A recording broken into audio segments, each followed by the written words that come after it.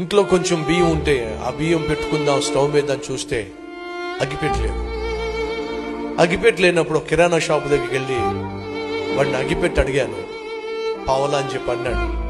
నా దగ్గర 15 పైసలు ఉన్నాయి. అతను చూసి మీరేమనుకోకపోతే ఓ సహాయం చేస్తారా అని అడిగాను. ఏమిటా సహాయం అని అన్నాడు.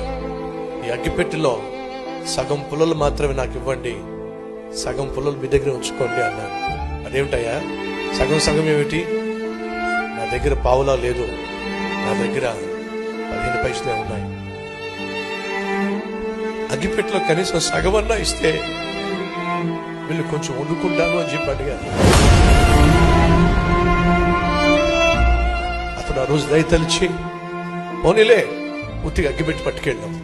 సహోదరి సహోదరు, ఈరోజు ఎంతగా ఈ సేవ వర్ధిల్లింది అంటే దీని వెనక ఎంతో కన్నీరు, ఎంతో త్యాగం, ఎంతో ప్రయాసం ఉంది. ఈరోజు ఒకవేళ మీరు ఎవరైనా ప్రభువుని నమ్ముకున్నందుకు, ప్రభువుని సేవిస్తున్నందుకు ఆర్థికంగా కష్టాల గుండా వెళుతున్నట్లయితే, మానసికంగా కృంగిపోతున్నట్లయితే, ఏ మేలు మీ జీవితంలో చూడలేకపోతున్నట్లయితే దయచేసి ఒకసారి సతీష్ కుమార్ని చూడండి. ఈ సతీష్ కుమార్ దీవించిన దేవుడే నిన్ను కూడా దీవించడానికి సిద్ధంగా ఉన్నాడు. మర్చిపోకండి.